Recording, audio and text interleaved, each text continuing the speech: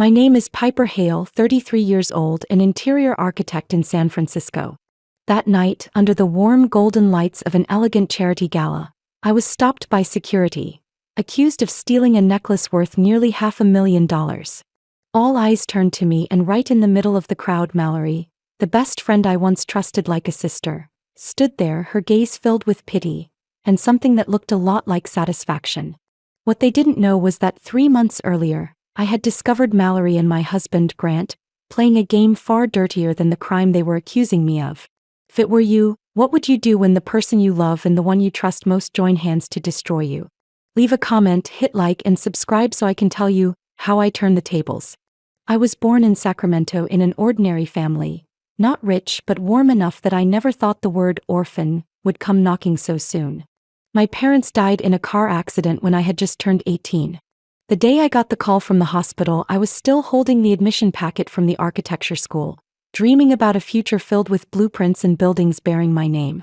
Everything shattered in a few hours. From then on, I had to be independent, working odd jobs, studying while surviving with no one to rely on but myself. In my early years in San Francisco, I met Grant during a high-end restaurant renovation project. He was 5 years older than me, the CEO of a rising home technology company. Grant came into my life when I was exhausted from juggling 2 jobs and a pile of bills. He brought me home and cooked me the first dinner I didn't have to eat in a rush at my desk. When he proposed, he said the words that made me believe I'd be safe with him for life. "You built an entire life from nothing. Let me be the place where you can rest."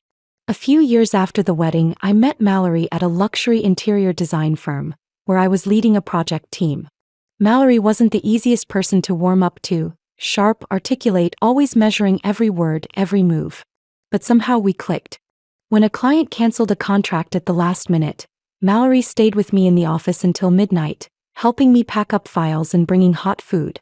She often came over on weekends, cooking with me or watching baseball with Grant. People often said we were like twins, always showing up together at events. I thought she knew everything about me, from how much I had in my savings account to my and Grant's plan to buy another rental property. At that time, my career was at its peak. I was invited to design interiors for a chain of luxury real estate projects by Low Capital, a multi-billion-dollar family investment firm. Its heir, Harrison Lowe, was a young entrepreneur but far from reckless. He worked meticulously, discreetly, and never handed a project to anyone he didn't trust completely. So when Harrison personally called me to his office in the financial district to discuss the job, I knew it was a turning point in my career. Harrison's office was on the 43rd floor, with panoramic views of the San Francisco Bay. He greeted me with a firm handshake and a direct gaze, wasting no time. "Piper, I've reviewed all your portfolios and designs. I want you to handle the interiors for all 4 new buildings. The budget is unlimited, but everything must be finished before December." I met his gaze, feeling both excitement and pressure. "I won't let you down." From that day on, I threw myself into work, often coming home late. Mallory knew this well. She still texted to check in, sometimes bringing me morning coffee, saying it was fuel for the genius. But I started noticing she would ask strange questions. "What's Harrison like in person? Is he as cold as the media says? Just how wealthy is the Lowe family? Do you get to know where they invest?" At first, I thought it was harmless curiosity. After all, the project was making waves in the design world. But then, the frequency and the way she listened, more intently than necessary, began to catch my attention. One late night, while I was working on a rendering at home, Mallory sat across from me flipping through design folders. She smiled, her tone light. "If one day you get tired of design, I bet Harrison would hire you to manage his properties." I chuckled. "I'm better with colors and textures than with numbers." Mallory rested her chin in her hand, staring at me longer than usual. "But for someone who has all the details on the project and the investor, you know, sometimes opportunities don't come twice." Her words made me pause, but I brushed it off. I didn't realize then that what Mallory was after wasn't my career, but the connections and trust one had built. And in her eyes when she spoke about Harrison, I saw something that wasn't admiration. It was like she was measuring the worth of a door, waiting for the right time to step through. I still didn't guard myself. I thought I'd found a second family in Mallory and Grant, a friend and a husband, sharing everything from late dinners to long-term plans. But that absolute trust was the perfect gap for another plan to quietly grow, right in the middle of my seemingly peaceful life. That evening, I should have still been in the 43rd floor conference room at Low Capital, presenting my final proposal to Harrison and the investment board. But a major client suddenly postponed as the main signatory was stuck in New York. I packed up my drawings, called a ride home early, already picturing Grant's surprise at seeing me before dinner. San Francisco was cool that night, fog starting to roll in as I parked in front of the house. The golden light from the kitchen spilled through the fogged glass. The door was unlocked. I stepped inside, took off my shoes, and was about to call out when laughter rang from the kitchen. A laugh I knew by heart. Mallory's, high and clear, stretching like she was savoring the moment. Mixed in was Grant's voice, deeper but warm, and intimate in a way I had never heard him use with anyone but me. I froze in the hallway, my heartbeat slowing before suddenly quickening. Keeping silent, I leaned against the wall and followed the sound to the kitchen door. Through the narrow opening, I saw a scene my brain refused to process at first. Mallory had her back to me, her honey brown hair loosely tied up, revealing the collar of an oversized men's shirt, the deep blue one embroidered with a small G on the cuff. Grant's shirt. The sleeves were rolled, the collar open to show her collarbone. She was at the stove, stirring a pot of sauce, smiling and leaning toward Grant. He faced her from across the counter, holding a bottle of red wine, tilting it to pour into her glass. His gaze. No, I couldn't mistake it. That was the same look he had given me when we first dated. Focused. Hungry. Captivated. How much longer until the timing's right? Mallory asked softly. Not sure yet, Grant replied, setting the bottle down and leaning in to whisper something that made her smile faintly. We have to be certain everything's ready. This opportunity, we can't let it slip away. The vagueness stabbed into my gut like a pin, sharp, leaving a hollow ache. Were they talking about work? An investment deal? Or me? I stepped back, my hand tightening around the strap of my bag. Half of me wanted to burst in and demand answers. The other half kept me still, observing, holding on to my calm so I wouldn't be painted as overreacting. Mallory turned to open the oven. The shirt slid off one shoulder and Grant reached to pull it back up. They exchanged a brief glance, thick with something I didn't want to name. We have to be careful, Mallory said quietly. She can't suspect a thing until it's all done. Grant's eyes never left hers. Trust me. Everything will go according to plan. The pieces began to align. Grant's late nights at work, Mallory's check-ins when I was busy, her probing questions about Harrison and Low Capital. But it still wasn't enough to confirm the worst. A phone rang, breaking my train of thought. Mallory walked out toward the living room, phone to her ear. Yes, I'll tell him. Keep it quiet. Grant stayed by the counter, topping off his glass, expression thoughtful but hard to read. I stepped back a few more paces, holding my breath. If I confronted them now, everything would snap into a perfect little act, polite laughter, neat explanations, and I'd lose any chance at the truth. I slipped out the front door and closed it so softly no one inside noticed. Sitting in my car, my hands still shook. The image of Mallory in Grant's shirt burned in my mind. I had treated her like a sister, opened my home at any hour. Now with my husband, she was talking about a plan I hadn't been invited into, or rather one aimed at me. I started the car, driving slowly down the street, my head full of unanswered questions. 2 weeks later, everything felt as if someone had quietly shifted my life onto a cold, unfamiliar track. Grant came home less, claiming his company was finalizing contracts that kept him traveling. When I asked where and with whom, he gave a faint, dismissive smile. You don't need to worry about every detail, Piper.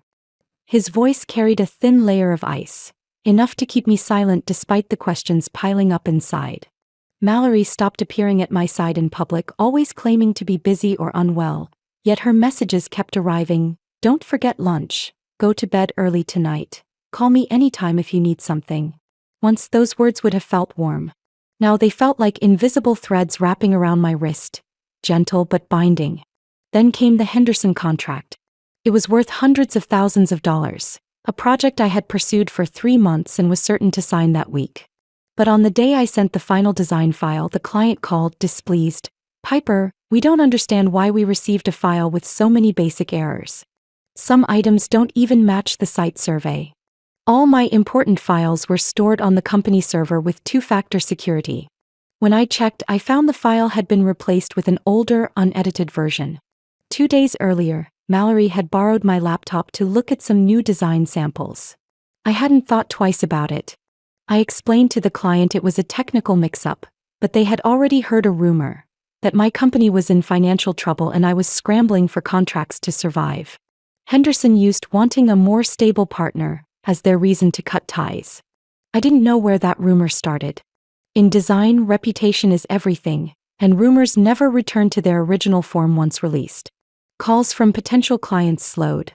Meetings were cancelled with vague excuses about legal troubles. I had no such issues, but whispers carry more weight than any defense. One afternoon at my usual cafe, I overheard two former colleagues. Heard Piper lost the Henderson contract?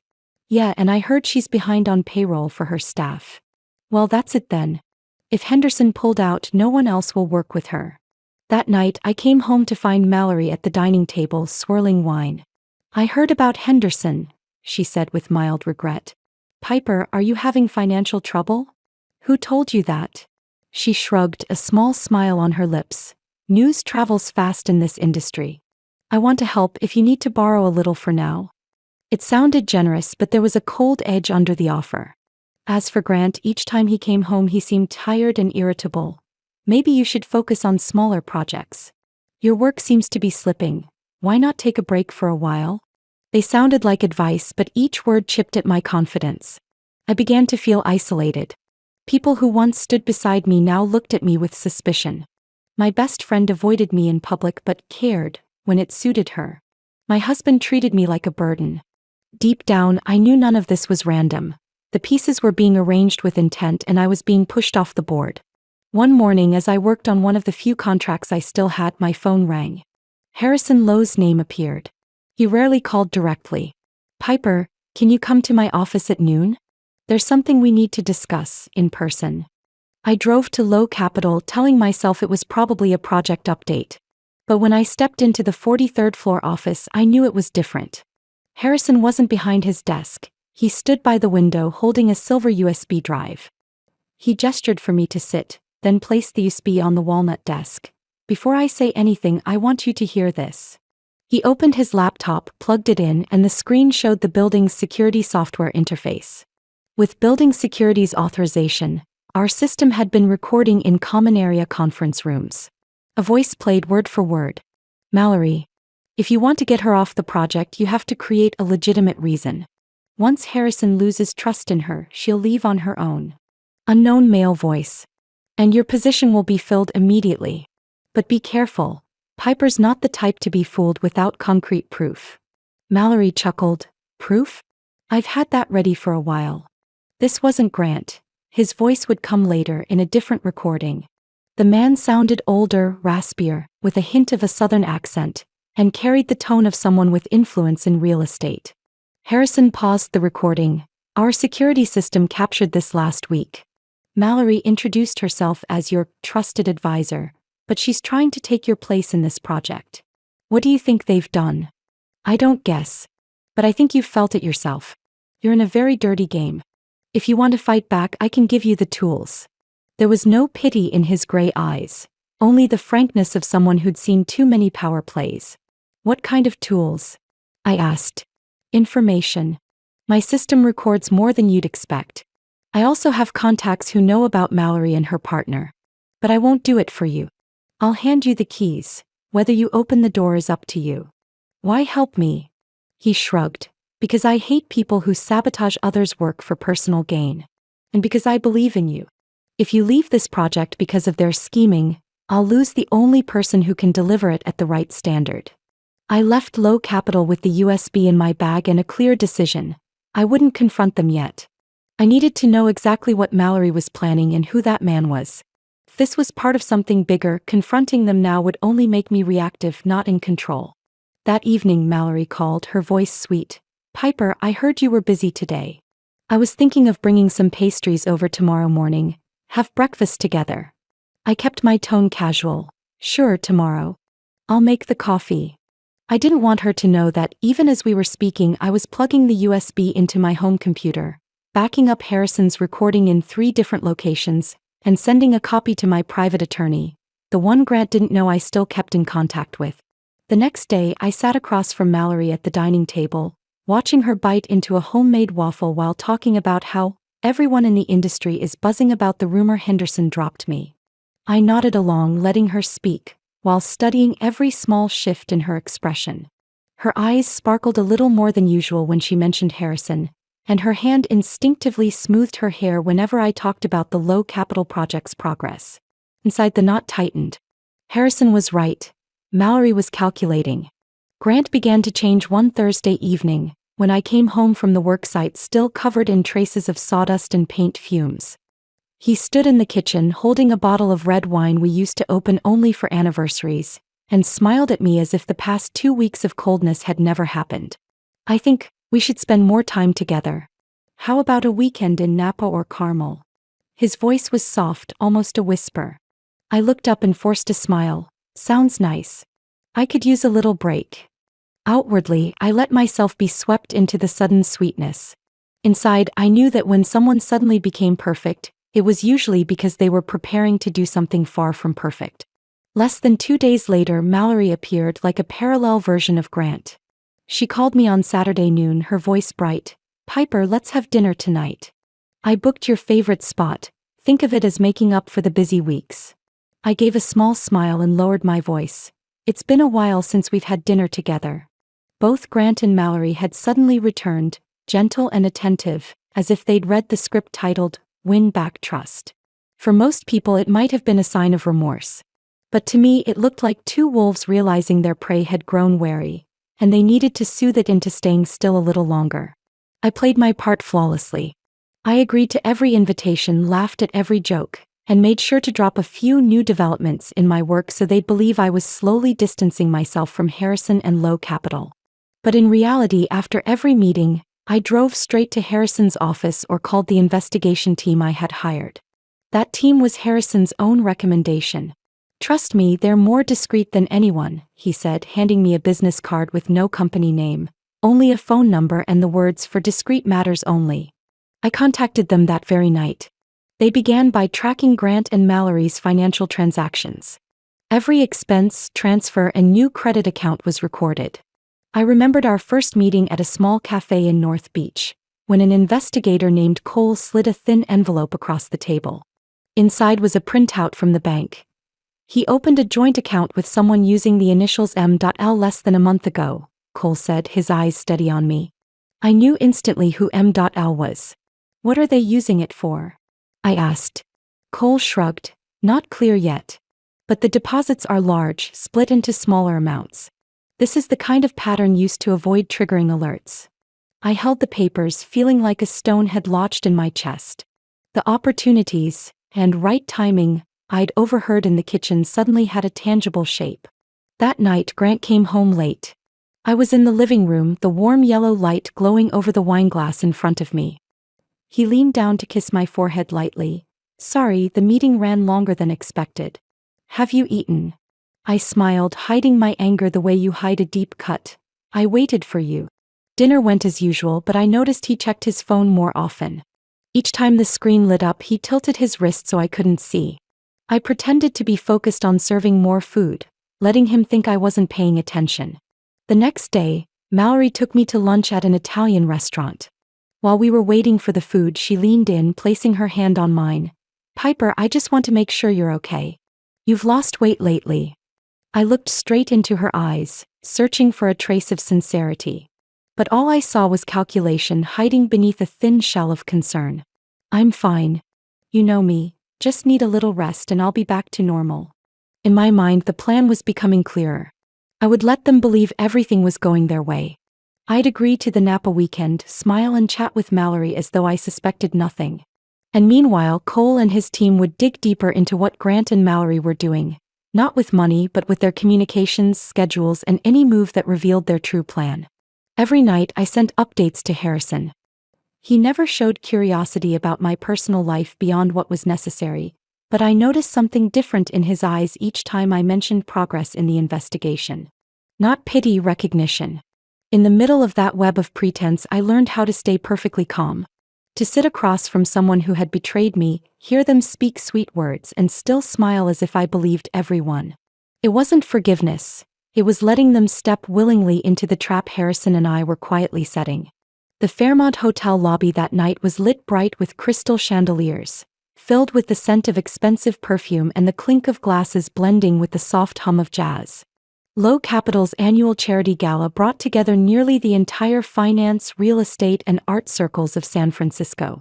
I arrived earlier than planned wearing a deep blue fitted dress, its neckline refined enough to give confidence, but modest enough to avoid any misplaced insinuations.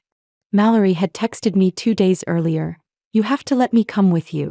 Alone in there you'll be eaten alive. I'll help you make an impression." I agreed, knowing full well her real reason wasn't simply to help. When I walked in, Harrison greeted me at the door with a polite smile, his hand brushing lightly against my elbow. "Glad you came, Piper. There are a few people you should meet tonight." His gaze lingered a moment when he saw Mallory right behind me. He didn't say anything, but the slight furrow in his brow told me he understood the situation. The event went smoothly for the first hour as expected. I spoke with a group of investors about sustainable design trends, while Mallory skillfully mingled, striking up conversations with people I hadn't yet introduced her to. Grant appeared unexpectedly, wearing a gray suit and holding a champagne glass. He smiled, placing his hand on my back as if nothing between us had ever cracked. "I thought you'd be coming alone," he murmured, his eyes sliding toward Mallory. "We thought 3 would be more fun," I replied evenly. Near the end of the auction segment, a sudden alarm blared, shrill and relentless. The lights in the hall flickered briefly before returning to normal. A security guard rushed to the podium, speaking loudly, "Please remain calm. We've just received an alert that a sapphire necklace, valued at $450,000, set for auction, is missing." The air tightened instantly. Guests glanced around, murmurs spreading. Within minutes, 2 other security staff approached me, their faces serious. "Ma'am, we need to check your purse," one said. I frowned slightly. "What's going on?" "We've received information. The necklace may be in there." Open my bag. And of course, right on top was a deep blue velvet box, its lid slightly ajar, revealing the sapphire glinting under the lights. Mallory stood right beside me, her hands covering her mouth, eyes wide. "Oh my God, Piper, how did that end up in your bag?" Grant shook his head, his expression a mix of disappointment and pity. "I can't believe you." Every gaze in the room was fixed on me. For a moment, I could hear nothing but my own heartbeat. But instead of panicking, I drew in a deep breath and kept my voice steady. "Before you take me anywhere, you might want to check the security footage. I'm sure this place is modern enough to record every step in this hall." The security guard hesitated, then nodded. Harrison had already stepped down from the stage, moving closer, his voice carrying just enough for the crowd to hear. "I agree. And luckily, tonight's event is recorded from multiple angles." We moved together to the monitoring room on the second floor. The large screen showed footage from 4 cameras in the auction display area. It took only minutes of rewinding before the scene appeared. I was chatting with a journalist, my bag over my shoulder, when Mallory walked up from behind, holding a wine glass, smiling warmly at the person in front of me. She leaned down slightly and in that instant, her hands quick as lightning, the blue velvet box vanished into her grip and appeared in my bag. I turned to Mallory. Her face had gone pale, her lips pressed into a hard line. "Do you have anything you want to explain?" I didn't." Grant cut in, his voice unsteady. "This has to be a misunderstanding." Harrison folded his arms, leaning against the table. "A misunderstanding? The video doesn't seem to think so." A security manager stepped forward. "We'll handle this according to protocol." But clearly, Hale isn't involved. She was set up. I knew this was only the tip of the iceberg, that Harrison and I had prepared to expose the whole story. The room felt frozen as Harrison walked back onto the stage, a small remote in his hand. The lights dimmed and the massive LED screen behind him lit up. "Before we continue the auction, there's something everyone needs to see," Harrison said. His voice was deep, not loud, but it carried in the silent space. On the screen, security camera footage appeared. The slow-motion video showed every detail.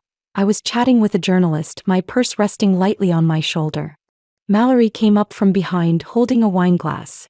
She leaned toward the person in front of me with a smile, and in what seemed like a casual moment, her other hand moved lightning fast, slipping a blue velvet box into my bag. The move took only seconds, but everyone saw it. A murmur rippled through the crowd. Mallory stood frozen, her face pale. Grant turned to her, his eyes a mix of shock and confusion. Harrison wasn't done. He pressed the button again. The screen switched to a grainier video with enhanced audio. I recognized it instantly. Footage from a common area meeting room, recorded with the building security team's authorization. Mallory's voice. If she loses credibility with Harrison, the project will have to replace her. That's when you can put my name on the list. Grant's voice. And Piper? She's not going to let it slide. Mallory laughed. That's your part to handle. Once she's discredited, both Harrison and the investors will steer clear. You'll have full control to deal with the marriage, and we'll get both the low capital contract and the divorce payout. The sound of their conversation echoed through the ballroom. Every eye turned toward them. Mallory tried to keep her posture straight, but her hands trembled. Grant looked away, avoiding the crowd's gaze. Harrison faced the audience, his tone calm but edged with steel. Everyone here knows that all low capital's project budgets and design scopes have been under Piper Hale's oversight.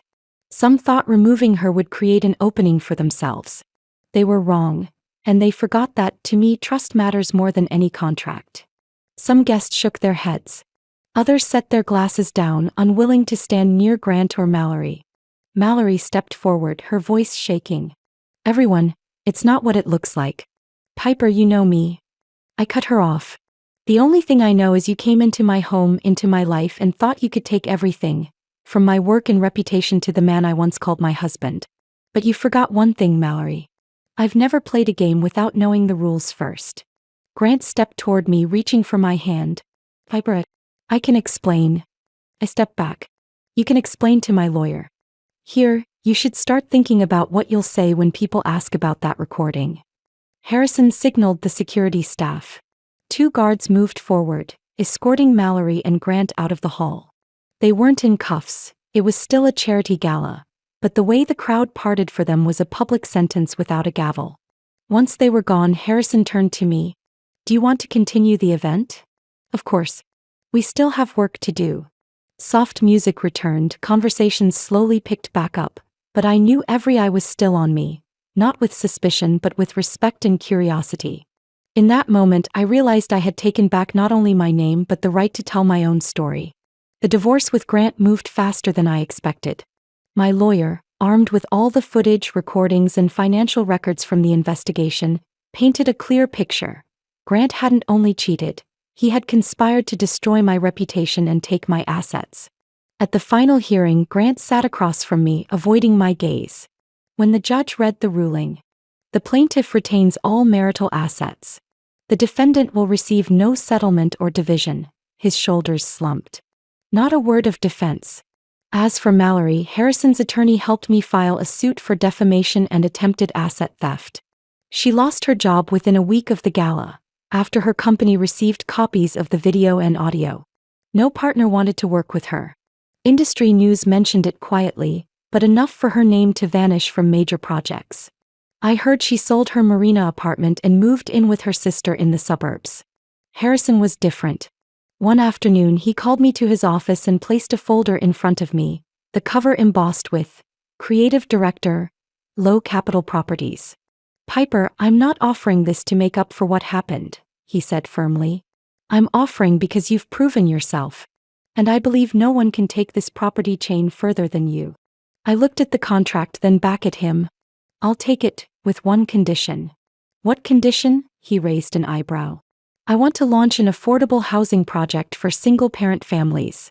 Not as a side project but as a core initiative. Harrison paused, then nodded. You have full control. So I got to work. Unlike the luxury buildings I usually designed, this time I went into neighborhoods I had rarely visited before. I sat with single mothers, young fathers raising children alone, listening to their stories, of cramped apartments, of choosing each month between rent and groceries. The first sketches were drawn in my new low capital office, but the ideas came from those conversations. Apartments the right size, filled with natural light, shared spaces where kids could play safely, and low operating costs to keep rent affordable. Some days I walked the sites with the survey team, shoes caked with mud, hair windblown, but feeling an energy I'd never felt in any glittering gala. Harrison often stopped by at the end of the day, bringing coffee, standing beside me as we looked up at half-finished steel frames. Seeing them work like this, I think we're building more than just a structure. We're building opportunity, I replied. When the project neared completion, I hosted a small gathering for families on the waiting list. Kids ran through freshly painted hallways, their laughter echoing off white walls. A young mother took my hand, eyes brimming. "Thank you. I thought I'd have to raise my child in that dark apartment forever." That night, I stood on the balcony of a model unit looking out at the city lights. I hadn't only escaped those who tried to ruin me, I had found a reason to keep going. My work was no longer about contracts. It was about giving back what life had once taken from me, safety and a place to call home. Harrison came to stand beside me, silent for a moment before saying, "I've never seen you smile this much in the past few months. That's because this time, I'm not working to prove something. I'm working to create something," I answered softly. And in that moment I knew my life had truly turned a page. I wasn't Piper bracing for blows, I was Piper writing her own story. The opening day of the first housing complex came on a gentle autumn morning. The sky was clear, sunlight spilling over cream and pale green buildings. A red ribbon stretched across the entrance, children's laughter mingling with cheerful music from small speakers. I stood at the podium, microphone in hand, looking out over the audience. Reporters, city officials, and families about to move in. Eager faces, hands clasped together. "Today is not just the opening of a housing complex," I began slowly. "It's the opening of doors to new opportunities. A place where every child can run in a bright hallway, and every parent can come home without fearing rent they can't afford." When the applause rose, I spotted a familiar figure at the far edge, near the maple trees. Mallory. No polished makeup, her hair tied back, a worn coat on her shoulders. The proud confidence in her eyes was gone, replaced by something between hesitation and regret. I looked at her for a few seconds. Memories flashed. The laughter in my kitchen, the velvet box in my bag, the voice plotting to erase me. But instead of anger, I felt a quiet stillness. Harrison beside me tilted his head and asked quietly, "You know her?" "I used to." "Not anymore." I stepped down from the podium, moving into handshakes and congratulations. Mallory stayed where she was.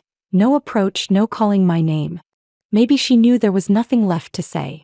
When the ribbon was cut, I handed the scissors to an 8-year-old girl, the daughter of a single mother who had waited 3 years for a housing spot. She beamed as the red ribbon fell, the crowd cheering. I looked at that moment and knew what I was doing went far beyond personal revenge. Later, while people toured the model units, I stood in a second-floor hallway, looking down at the shared courtyard. Children chased each other around flower beds. Adults chatted in the shade of trees. Cool autumn air played through my hair, carrying the scent of fresh paint and damp earth. Harrison walked up holding 2 coffees. "This time last year, did you think you'd be here?" "No.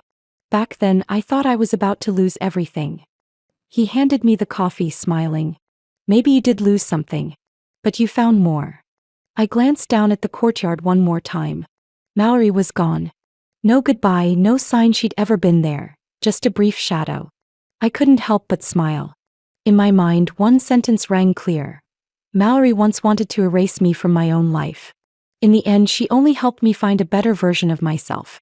And people who try to destroy you don't need revenge, they do it to themselves. I took a sip of coffee, letting the warmth spread through me. Below, laughter still echoed, new doors were opening, and I knew my story now belonged to a different chapter. What do you think of how I chose to end it? Some people fight to the end, some walk away in silence. But I let those who tried to ruin me watch the ending they created. Sometimes the greatest victory isn't making them fall. It's standing tall and living a life they can never reach. If it were you, would you forgive, let it go, or take back everything the way I did? Share your thoughts in the comments. I'd love to hear your answer. And if you want to keep joining me for more stories full of hidden corners, lessons, and real emotions about life, family, and people, don't forget to like, subscribe, and turn on notifications. There are many more stories ahead waiting for you,